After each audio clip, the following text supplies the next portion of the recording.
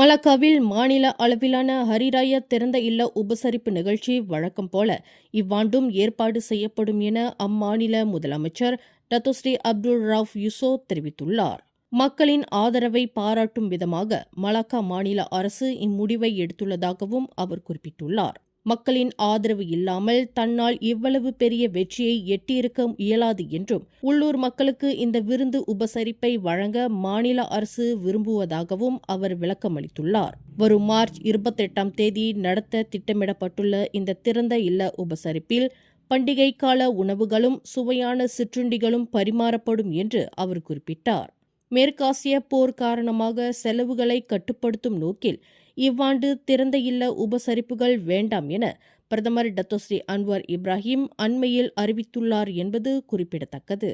மேலும் செய்திகளை தெரிந்து கொள்ள கீழே இருக்கும் பெல் பட்டனை அழுத்துங்கள்.